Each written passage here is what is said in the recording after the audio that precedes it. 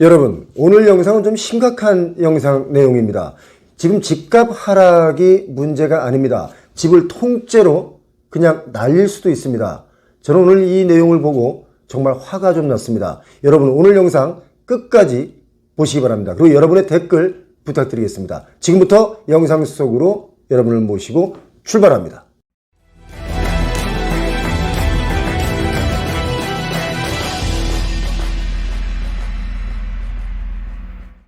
여러분, 상상하지 않은 일이 현실이 됐습니다. 부실등기, 등기가 등기로 인정받지 못하면서 2억이라고 하는 전 재산을 고스란히 날리게 됐습니다. 이게 말이 됩니까? 이것 때문에 정말 난리가 났습니다. 앉아서 고스란히 집을 뺏기게 되었습니다. 도와주세요 라는 글들이 인터넷 게시판에 올라왔는데요. 한경에서 단독 보도가 나왔는데요. 등기부 등본 믿고 집을 샀는데 2억 집이 고스란히 날아갔다 이거죠. 2017년 화물차 운전사인 장모 씨와 그의 아내 윤모 씨는 2017년에 화곡동 빌라를 매입했습니다. 자비 5천만 원과 주택담보대출 1억 3천만 원을 합쳐서 마련했는데요.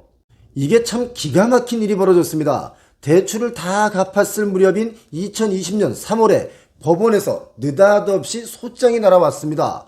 이전 집주인인 김모 씨가 해당 빌라를 담보로 2017년 4월에 대출을 받아서 돈을 가로챈 겁니다.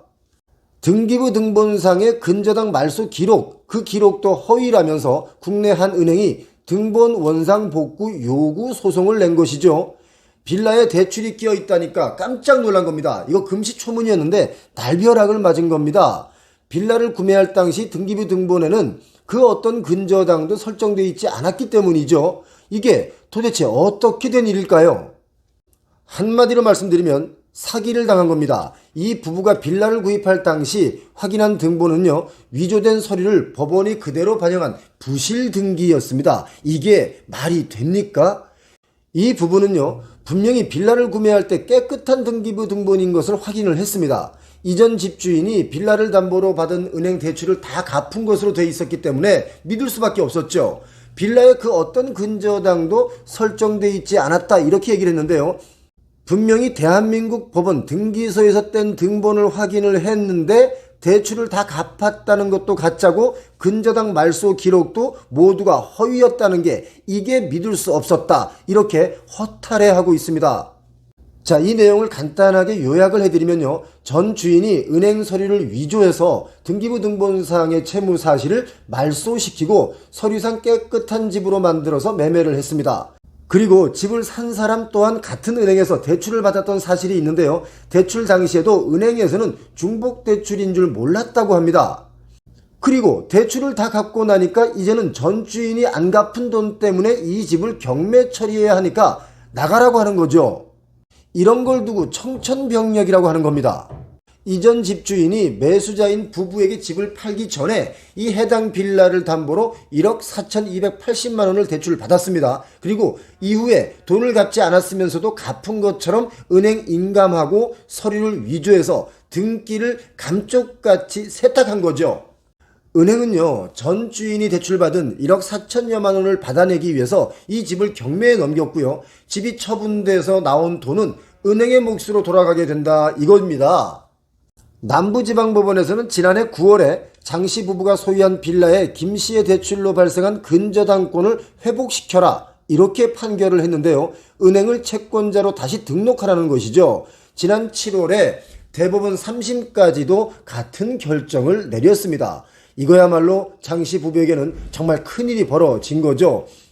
집을 팔아서 돈이 나오면 등기부 등본에 적힌 순서에 따라서 관련자들이 이 돈을 가져가게 되는데 2017년 4월에 대출을 해준 은행이 순위가 같은 해 7월 달에 집을 산 부부보다 먼저 앞서기 때문에 은행이 먼저 돈을 가져가는 겁니다.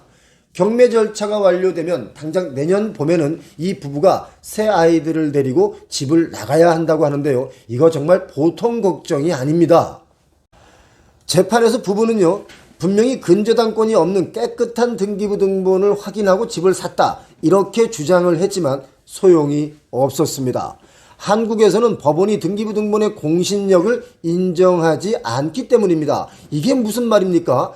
공신력이 인정되지 않으면 등기부를 믿고 거래한 사람은 보호받을 수가 없겠죠. 서민이 부동산을 거래할 때 유일하게 참고할 수 있는 정보가 등기부 등본인데 여러분 이게 믿어지십니까? 이게 사실로 나왔습니다. 사실 이런 제도는요, 한국의 역사적인 특수성을 반영한 것이라고 보면 되는데요. 일제강점기와 광복 그리고 6.25 전쟁의 혼란기를 거치면서 실제 권리관계와 토지장부가 서로 다른 경우가 너무 많이 발생했기 때문이죠. 이것 때문에 광복 직후 국회에서는요, 등기부 등본의 공신력을 인정하긴 어렵다고 결론을 냈습니다. 국내 공인중개사 시험에도 이 문제가 단골로 나오는 문제 중에 하나지만 모르는 분들이 대다수입니다. 역사적인 배경 때문에 등기부 등본의 공신력을 인정하기 어렵다 이렇게 결론을 낸 한국. 그렇지만 해외는요, 그래서 등기부의 공신력을 인정하고 있습니다. 독일은 민법 제892조 그리고 893조, 대만은 토지법 제43조를 통해서 등기부의 공신력을 명시하고 있고요. 영국은 부실 등기가 발생하면 등기기관이 손해를 배상하고 있고요. 미국에서도 토렌스 시스템이라고 하는 이름으로 부실 등기를 보상하기 위한 기금이 마련되어 있다고 합니다. 그런데 우리는 이게 뭡니까? 그리고 이 외에도요, 오스트리아, 크로아티아, 체코, 헝가리, 스위스, 그리고 네덜란드, 또 미국의 일부 주의 많은 국가들이 등기의 공신력을 인정하고 있습니다.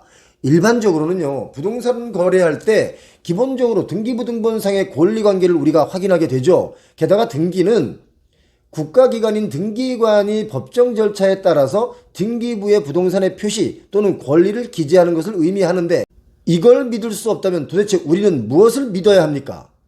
이렇게 되면 현실적으로 선의의 매수자가 고스란히 피해를 보는 상황이 심심찮게 발생할 수 있습니다. 사기꾼들은 늘 주변에 널려 있기 때문이죠. 왜 이렇게 부동산 쪽에는 사기꾼들이 많습니까? 이렇게 등기의 공신력이 인정되지 않는다면 등기부 등본은 왜 존재하는 것이며 또 발급 비용은 왜 발생하는 것인지 정말 답답하기 그지없습니다. 여러분 생각은 어떻습니까? 그래서 우리의 권리는 우리 스스로가 좀 지켜야 되는데요. 바로 부동산 권리보험이라는 것이 있습니다. 사기를 당할 것을 대비해서 이런 보험 하나 정도는 들어놔야 되지 않나 하는 생각이 드는데요. 이것은 우리가 스스로 우리를 지키는 일이라고 봅니다. 부동산 권리보험으로 보장받는 거, 이 화면 여러분 길게 한번 보시기 바랍니다. 부동산 등기부 등본, 등기권리증, 주민등록등본, 주민등록증, 여권 등 서류를 위조하여 발생하는 손실과 손해를 보장해 줍니다. 무권 대리인의 매도 행위로 발생된 손실, 손해 역시 보장해 줍니다. 매도인의 소유권이 중복 등기여서 발생된 손실과 손해 역시 보장해 줍니다. 여기 이렇게 보시면 4번, 5번도 여러분 한번 체크를 해 보시기 바랍니다.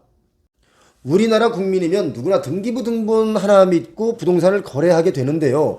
등본이 가짜일 수 있다, 이런 상상 사실 저는 못 해봤습니다. 그렇다면 이게 가짜일 수 있다면 이 다음에 집을 살 땐 도대체 무엇을 믿고 집을 살 수 있단 말입니까? 답답한 마음으로 여러분께 호소 한번 해봤습니다.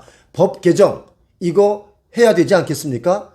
그리고 서민 울리는 부동산 사기꾼들을 저는 살인죄로 처벌해야 한다 이렇게 봅니다. 그래야 서민들 울리는 부동산 사기를 근절할 수 있다 이렇게 보기 때문이죠.